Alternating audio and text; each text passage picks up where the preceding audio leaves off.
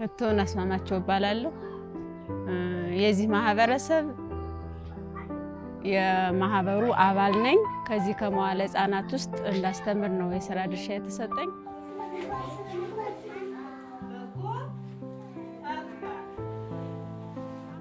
እኔም ህፃን ሆኜ ተምሬበት አልፌያለሁኝ። አሁንም ደግሞ ህፃናቶችን ገብቼን ሳስተምራቸው ደስ ብሎኝ እያስተማርኳቸው ነው እና የሥራ ድርሻዬ ሁሌም በየ15 ቀኑ የቤተሰብ ውይይት ስላላቸው ልጆች ከኔ መተው ትምህርት በሚማሩበት ሰዓት ስድብ የለም፣ እርግመት የለም። በጣም ቆንጆና የሚመቹ ነው እኔም እያስተማርኳቸው ያለ እና ለማስተማር ህፃን ናቸው ግን ስለማይጣሉ ስለማይሰዳደው በጣም ይመቹኛል። እንግሊዝ፣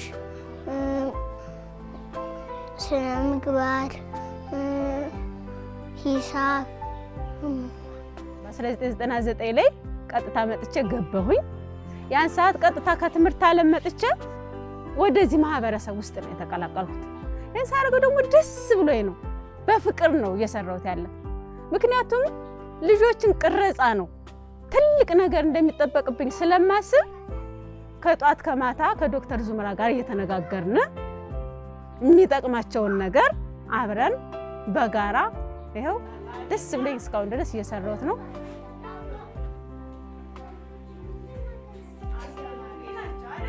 ጧት 2 ሰዓት ላይ እንገባለን።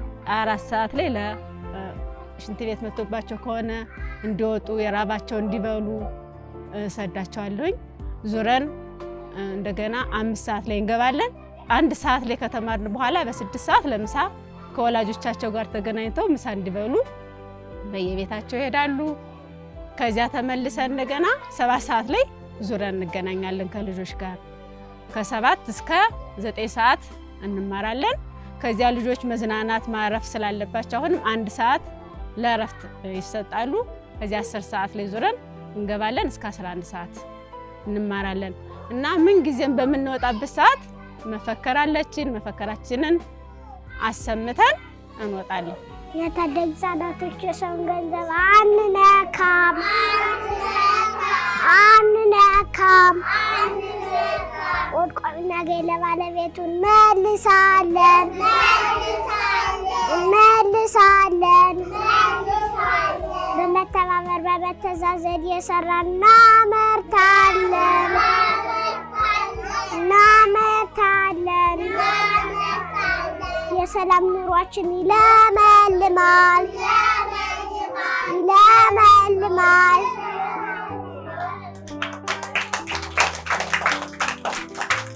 ስነ ምግባር ነው አንደኛ ትምህርት አድርጌ ማስተማራቸው ስነ ምግባር ነው።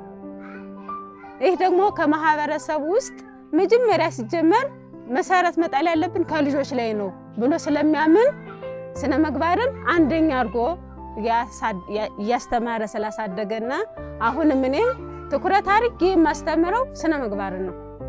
ስነ ምግባር ደግሞ ሳስተምራቸው መዋሸት ጥሩ አለመሆኑን፣ ሰውን መውደድ እንዳለባቸው፣ ማክበር እንዳለባቸው፣ ወላጆችን ማዳመጥ እንዳለባቸው ነግራቸዋለሁ። ስነ ምግባር እነዚህና ሌሎችም ነገሮች አስተምራቸዋለሁ። ሌላ ደግሞ ሂሳብ አስተምራቸዋለሁ።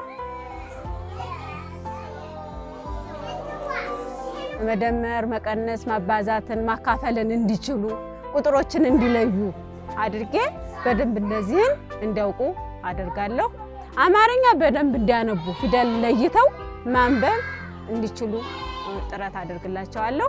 ከዚያ እጃቸው በደንብ እንዲፍታታ ደግሞ ስዕል አስላቸዋለሁ። ስዕል ይስላሉ። የተለያዩ ነገሮችን እየሳሉ ይለምዳሉ።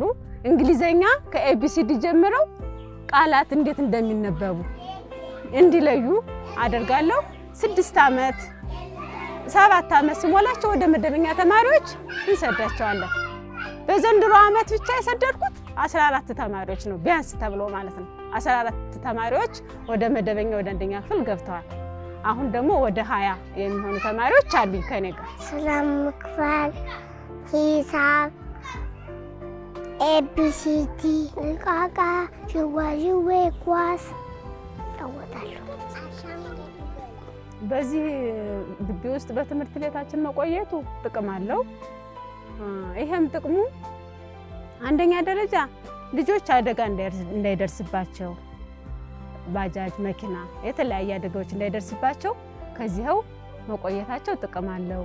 ሁለተኛ ወላጆች ስራ ቦታ ስለሚሄዱ ስራቸውን አያስተጓጉሏቸው፣ ስራቸውን እንዲሰሩ ያደርጋል። ሶስተኛ ደረጃ ልጆች ህፃን እግረ ተከል ሆኖ ቢመጡ እየተጫወቱ በመዝሙር በተለያየ ምክንያት ሳያስቡት የተለያዩ እውቀቶችን ይሸምታሉ እና ጥቅሙ ይሄ ነው። እና ከዚህ ውስጥ ደግሞ ሲማሩ የዚህ ማህበረሰብ ብቻ አይደሉም የሚማሩት፣ የመምህራን ልጆች ሁሉ ከዚህ ተቀጥረው ያሉ ሁሉ ልጆች እየመጡ ይማራሉ።